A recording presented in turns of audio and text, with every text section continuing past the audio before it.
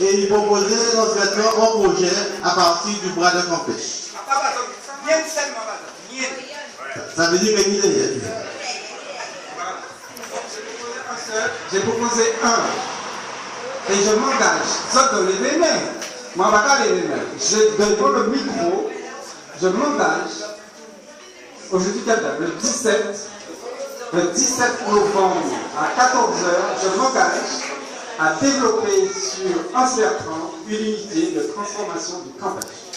Bravo! Bravo! Je ne vais pas tout seul.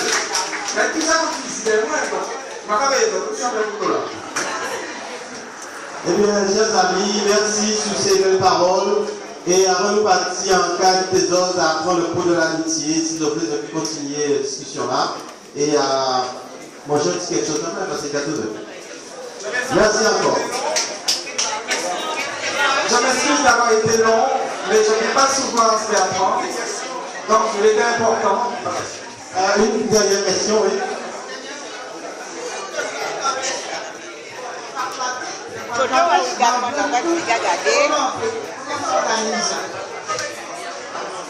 Alors, ce que je vous suggère, j'ai déjà réfléchi. Il y a beaucoup de gens qui sont propriétaires terriens. Il y a beaucoup de gens qui sont propriétaires terriens à Anse Bertrand. Mais il faut que vous soyez agriculteur. Ou bien il faut que vous ayez une parcelle identifiée par la direction de l'agriculture de la forêt, la DAF. Chacun a sa parcelle de canne, sa parcelle de ceci, sa parcelle de terrain, qui sont photographiées, etc. Et vous avez ce qu'on appelle un numéro d'arbre, je ne sais pas comment ça s'appelle, un numéro de, voilà. Et sur ces parcelles-là, il y a certainement des parcelles sauvages qui contiennent la campèche. Et moi, je vais calculer, parce qu'en fait, on vous donne des subventions quand vous faites de la transformation, vous faites des fonds, mais par rapport à la matière sèche. Et je vais regarder quelle est la quantité de matière sèche me donnant mes poids de colorant. D'accord? Et par rapport à ça, on va établir une subvention en plus du poids du produit acheté. Donc c'est une subvention supplémentaire, c'est-à-dire qu'il faut qu'on donne un salaire honorable à celui qui produit.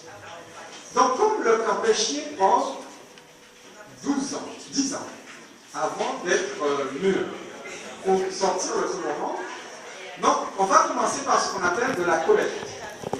Donc les gens qui ont des propriétés de campèche, qui se feront identifier quand on va implanter une unité de transformation à Anse Bertrand, donc vont porter leur campèche dans cette unité pour être transformés et ils seront payés sur les bases que je viens de vous dire. Par contre, ces mêmes personnes qui ont des terres ou d'autres qui ont des terres qui veulent faire de la grande, je ne sais pas. Là maintenant on va mettre en place ce qu'on appelle des itinéraires techniques. On va faire comme on a fait en Gombert. On va planter des campéchiers. On sait que la distance entre chaque campèche pour être valable, c'est des données que j'ai, doit être entre 4,96 et 5 mètres entre chaque campéchier. Donc, entre chaque campéchier, on va mettre un campèche. Mais on risque d'avoir une monoculture de campèche. Et on peut mettre le milieu où il n'y a rien, on peut mettre des bois, par exemple. Mais comme il y a 5 mètres de distance, mais il ne faut pas pouvoir aller couvrir en étant pêcheur. Donc on va organiser la culture comme on l'a fait pour les rapis, comme on l'a fait pour le galba.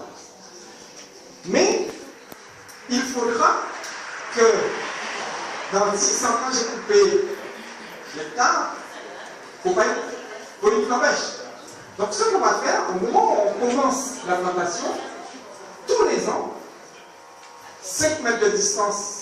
C'est pourquoi il faut commencer au moins à 10 mètres pour que l'année d'après, le 5 mètres là, on plante. Et pour qu'il ne manque jamais de campèche.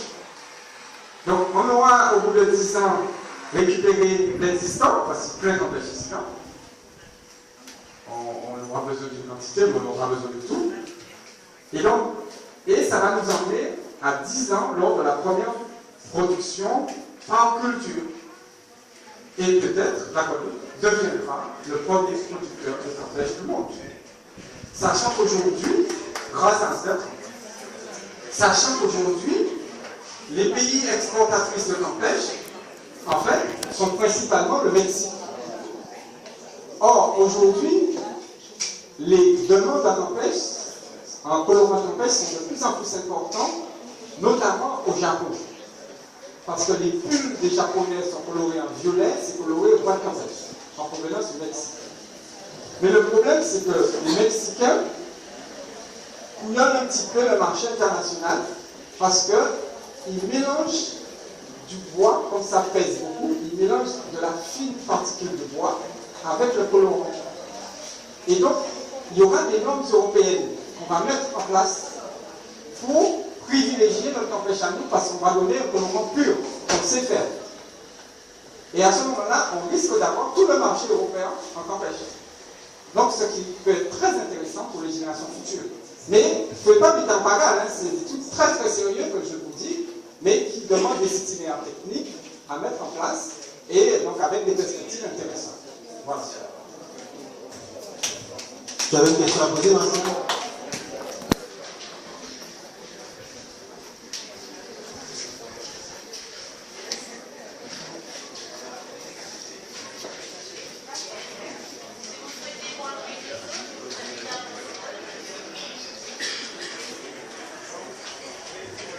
Il veut poser sa question, il a tapé parce que ça n'a rien à voir avec le sujet. Ok. Eh bien, chers amis, je crois que sur les mots d'Henri Joseph, nous allons remercier enfin de plus. Ben, on vous applaudissement parce qu'il parlait pendant 3 heures de temps, il parlait de bon réseau, donc c'est en performance sportive maintenant, mais ça m'a plongé la vidéo. Alors, merci encore et puis à très bientôt.